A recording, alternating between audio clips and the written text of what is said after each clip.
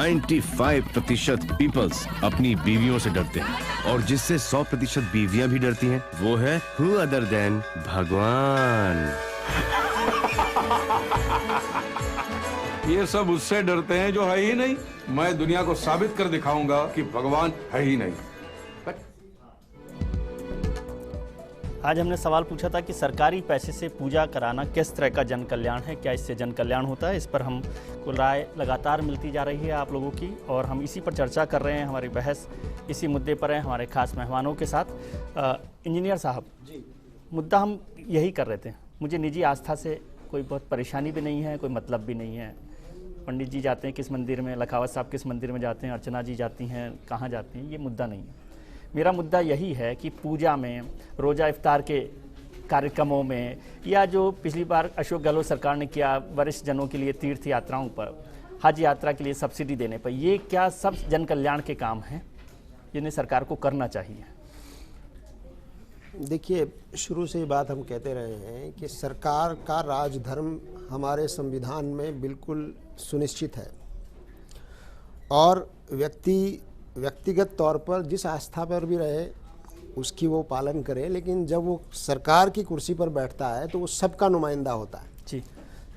धर्म के मानने वालों का भी, जो धर्म को नहीं मानते उनका भी जी। तो मैं समझता हूँ कि सरकार का जो आचरण है वो सरकार के अनुरूप होना चाहिए और इन चीज़ों में सरकार को नहीं आना चाहिए। मुझे बड़ी तकलीफ हुई लखावत जी जिस तरह से बात कर रहे थे, तो ये किसी ने नहीं कहा कि आप पूजा ना करें या ना वो करें। तो हमने कहा कि सवाल ये था कि जब आपकी कुर्सी क्या करे, जो सत्ता आपको सौंपी गई है वहां से क्या करना चाहिए, उसे क्या होना चाहिए। और दूसरी बात ये है कि दूसरे इतनी सारी समस्याएं जनता के सामने हैं, उनमें आप विश्वास पैदा कीजिए, सद्भाव पैदा कीजिए। आप पर बड़े आरोप हैं, उन आरोपों को धोइए, जो पीड़ित लोग हैं उनको न्याय दिलाइए। और आपके राज्य में भी और कांग्रेस के राज्य में भी ईसाइयों पर बड़े हमले हुए, जिन्होंने हमले किए उनको न्याय दिलाइए।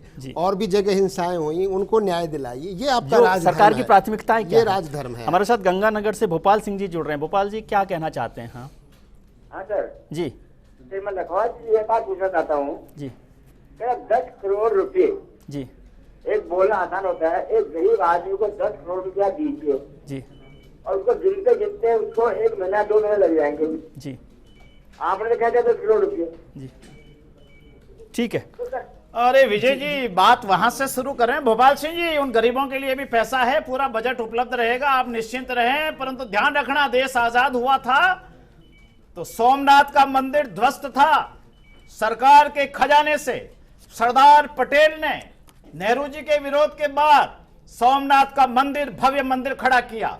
और जब उसकी प्रतिष्ठा का प्रश्न खड़ा हुआ तो जैसे आज धर्मनिरपेक्षता का नाम लेने वाले लोग विरोध कर रहे हैं, तब भी विरोध किया कि भारत के राष्ट्रपति को नहीं जाना चाहिए उद्घाटन में। और उस समय डॉक्टर राजेंद्र प्रसाद भारत के राष्ट्रपति थे।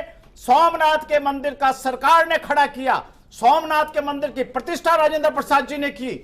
इसलिए राम मंदिर के लिए भी करने वाले हैं, राम मंदिर वाला राजस्थान के बाकी मंदिर भी करने वाले हैं जी। जितने मंदिर और हैं उनके लिए करने वाले हैं। हम इन गीदड़ भपकियों से डरने वाले नहीं हैं। अर्थात जी, आपको लगता है कि आवरण इस तरह के जितने आयोजन हैं, पथ से चाहे वो कोई भी सरकार रहे, लखावत साहब की सरकार रहे या आपकी पार्टी की सरकार रहे, लेकिन ये सब लोग काम केवल गरुड़ पुराण पढ़ना है, ये गरुड़ पुराण को पढ़े, मुझे इसकी चिंता नहीं। हम हमारे रास्ते पर चलेंगे, हमारा रास्ता तय है। जैसे सोमनाथ का मंदिर खड़ा किया, बोलो ना सरकार के खर्चे से क्यों हुआ था?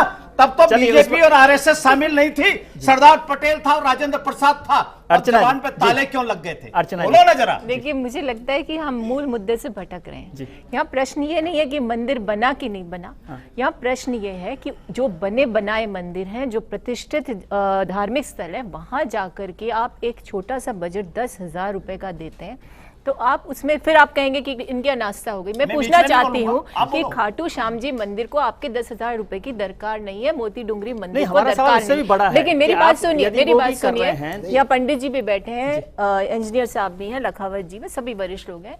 मुझे एक थोड़ी सी जानकारी है कि ऋग्वेद में कहा गया है कि राजा जो है उसका जेंडर नहीं होना चाहिए। यदि महिला है तो उसके 22 हो जाएंगे, पुरुष है तो उसके 22 हो जाएंगे। ये इसीलिए कहा गया था कि जब आप सत्ता की कुर्सी पर बैठे तो आप बिल्कुल बायस नहीं हो। तो इसी के मद्देनजर मैं आपसे कह रहे हैं, आपने कहा सब्सिडी दे रहे हैं हज के लिए, आप निवर्तमान कांग्रेस शासन की जो पिलग्रिमेज योजना है उसको भी क्रिटिसिज्म करें। ये चीजें जब सामाजिक सरोकार से जुड़ जाएं तब वो एक अलग नीति होती है। और जब आप सत्ता में आते ही ये कहना शुरू करें कि प्रदेश की खुशहाली के लिए कामना करेंगे, तब आपकी इच्छा शक्ति पर प्रश्न चिन्ह लगता है, तब मुद्दा बनता है और तब चर्चा का विषय होता है। छोटा सा पंडित जी क्या नहीं करते कि तीर्थ यात्रा के लिए देने वाला भाड़ा किराया तो जायज है, मैं भी जायज मानता हूँ, वही सवाल हमने मैं भी जायज मानता हूँ। और हम पूजा करने तो गैर जायज हो गया, जो एक आस्थावान नागरिक को मैं केदारनाथ जाऊँ और उसका भाड़ा किराया मिले वो जायज, बिल्कुल सामाजिक सरोकार हुआ ना।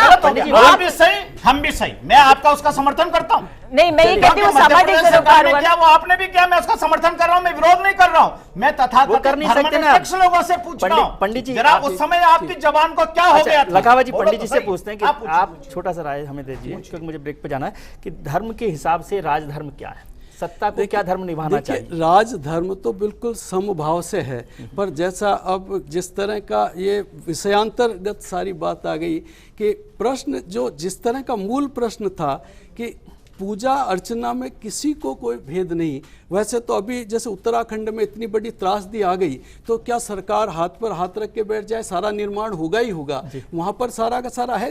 मंदिरों के भी निर्माण हुए, सभी सरकारों ने किए हैं मंदिर, कोई भी सरकार हो, सरकार कांग्रेस बीजेपी का प्रश्न नहीं होता है। बात होता है कि आम जनता अपनी सुविधा के लिए, सरकार नौकर होती है, सरकार सेवाभावी होते हैं, जनता के प्रतिनिधि होते हैं, वो जनता पर अहम थोपने वाले नहीं होते हैं। जिस तरह की बात, जिस तरह के भाव, उनको बहुत सौहार्द के साथ, नम्रता के साथ जनता की सेवा करनी चाहिए। रही बात पूजा पाठ की, सभी पूजा पाठ में सभी की आस्था है और सबको जिस तरह की सब्सिडी जनता के लिए आवश्यक है देते हैं। मंदिरों को ऐसा तो है नहीं कि कोई सरकार आती है या हम लोगों की कोई किसी पार्टी से हम जुड़े हुए होते हैं, हमारा एक समभाव होता है। और ख़ास तौर से राजधर्म तो ये होता है कि सभी तरह के जो जन सेवा ईश्वर की सेवा है, क्योंकि जासु राज प्रिय प्रजा दुखारी सो नृप अवश्य नरक अधिकारी, कि राज धर्म में तो है कि सबसे पहले चलिए आकर आपसे बात करेंगे होना चाहिए।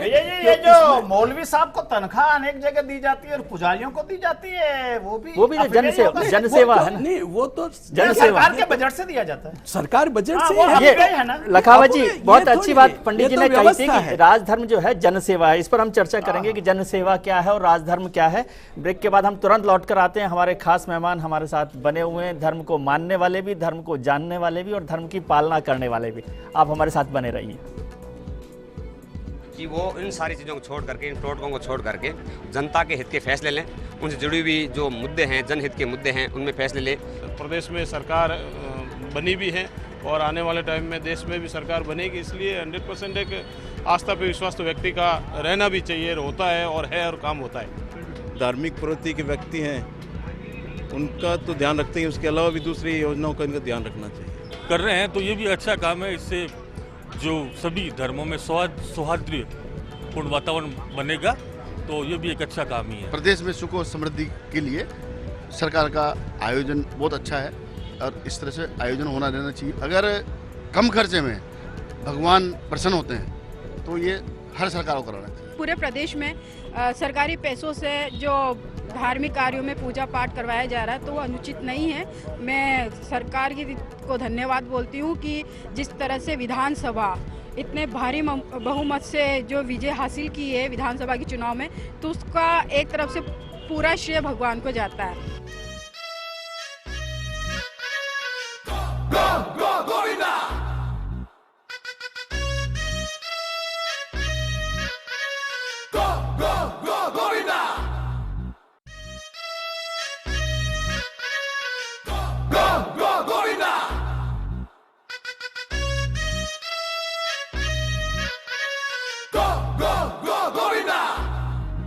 मैं तो नहीं हूँ इंसानों में, बिकता हूँ मैं तो इन दुकानों में। मैं तो नहीं हूँ इंसानों में, बिकता हूँ मैं तो इन दुकानों में। दुनिया बनाई मैंने हाथों से, मिट्टी से नहीं।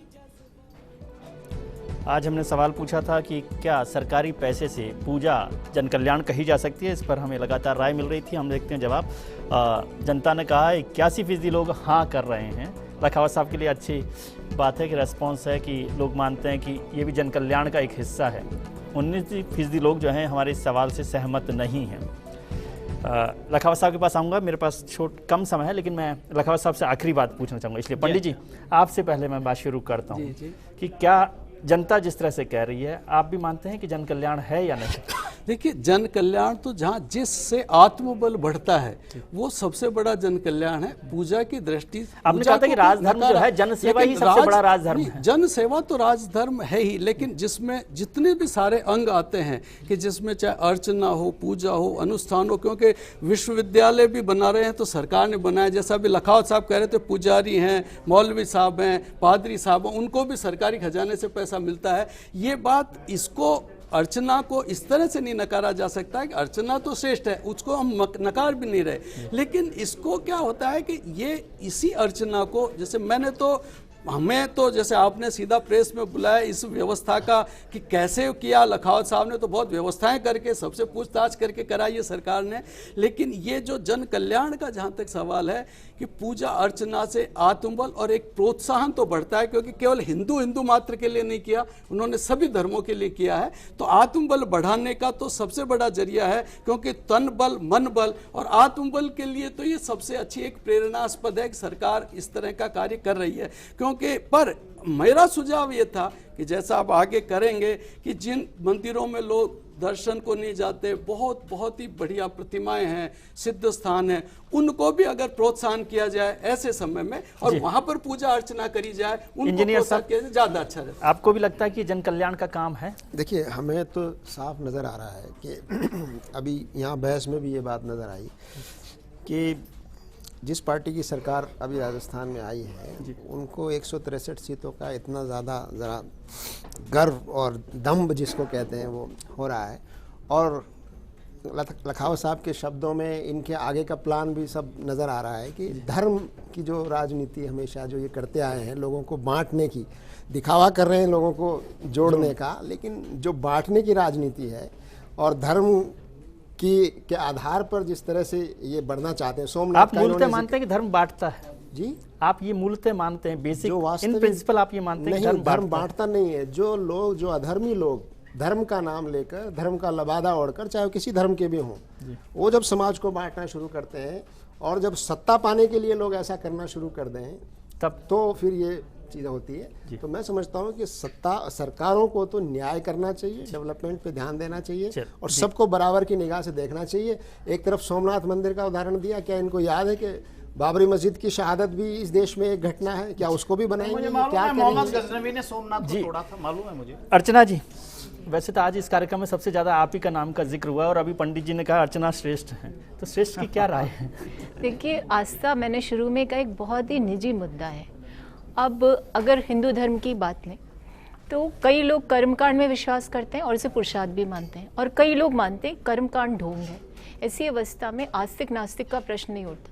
यहाँ बात उस व्यक्ति की नहीं हो रही जो कि जनता के रूप में, यहाँ बात हो रही उस सत्ताधारी पार्टी और विशेषकर मुखिया की जो आस्था के नाम पर राजनीति करे, वो निंदनीय है। और प्रश्न यहाँ ये उठता है कि आस्था के नाम पर राजनीति करके हम क्या उद्देश्य हासिल करना चाहते हैं, क्योंकि विकास जो है वही जनसेवा है, वही सत्ता के लिए धर्म है, और आस्था के नाम पर अपने धर्म परायण होने का परिचय देना एक सत्ता के लिए निंदनीय। लखावत साहब, आखिरी बात आपसे जानना। विजय जी, हम तो, क्योंकि हमने वोट आपको दिया। विजय जी, हम तो सांप्रदायिक हैं, क्योंकि केवल मात्र 2 मुस्लिम एमएलए केवल हमारी पार्टी से इस बार जीत के आ गए, फिर भी हमारे को सर्टिफिकेट ऐसा ही देने वाले ये लोग, कथित धर्मनिरपेक्ष वाले, छद्म धर्मनिरपेक्ष वाले लोग बाग। ये भूल गए उस समय जब मोहम्मद गोरी ने मंदिर तोड़े थे, मोहम्मद गजनवी ने तोड़े थे। आप जानते हो ना, सारी बातें इतिहास जानते हो ना, और हमारे पे तोड़ने का तोहमत लगा रहे हैं। ये इनका इतिहास नहीं समझ रहे हैं अभी तक आप लोग। पर मैं एक बात कहना चाहता हूँ, आस्था, धर्म, हाँ चलूंगा, उससे पीछे भी जाइए। मैं मोहम्मद बिन कासिम पे भी आ जाऊंगा और पीछे जाइए, कर लेंगे। जरा याद रखिए, जैन और बौद्ध मंदिर तोड़े गए, उनको भी ध्यान रखिए। मेरा इसलिए आपसे कहना है, हम धर्म और आस्था के लिए समर्पित हैं, धर्म की रक्षा के लिए समर्पित हैं, पूजा स्थलों के प्रति हम उसी तरह समर्पित हैं जैसे सामान्य हिंदुस्तानी हैं, और इसलिए धर्म का विस्तार हो, धर्म स्थलों के प्रति जागृति हो, राज धर्म का पालन श्रीमती वसुंधरा राजे जी ने किया है, ये हमारा काम जारी रहेगा। धर्म विहीनता और चिल्लमपू मचाने वाले थोड़े बहुत देश हैं जिनकी विदेशी धरती से उनके पास विचार आता है हिंदुस्तान को तोड़ने का, उनको न पहले सफल होने दिया न फिर सफल होने देंगे। और आप निश्चित रहिएगा शंकराचार्य बोर्ड बनने वाला। और मैं आज आपसे कह रहा हूँ, आज आपसे कह रहा हूँ, सुन तो लीजिए, नहीं, लेकिन आपने बहुत आपत्तिजनक बात बोली है। फिर कह रहा हूँ कि ये आत्मबलहीनता, हमारा काम धर्म की रक्षा करना है, धर्म को संरक्षित करना है, धर्म पे आस्था प्रकटीकरण करना है। सरकार ने अपना राजधर्म का पालन किया है, ये काम जारी रहेगा। इससे कुछ परेशान है तो भगवान उनको देखे, बहुत शुक्रिया। हम डूंगरी वाले गणेश जी देख ले, चलिए मोटा बचा। लखावत जी बहुत बहुत शुक्रिया आपको, अर्चना जी आपको भी, इंजीनियर साहब आपको भी, पंडित जी आपको बहुत बहुत शुक्रिया कि आप इस बहस में शामिल हुए। और धर्म पर बड़ी बहस हुई है, और जहाँ धर्म की जय हो कहा जाता है तो हम समझते हैं कि राजधर्म की जय हो की बात है, कि जो राजधर्म जन कल्याण के लिए हो। आप सबको बहुत बहुत शुक्रिया। बिग फाइट में आज इतना ही, कल फिर हाजिर होंगे नए मुद्दे और नए मेहमान के साथ। तब तक के लिए खुश रखिए, खुश रहिए। गणेश जी सबका कल्याण करें।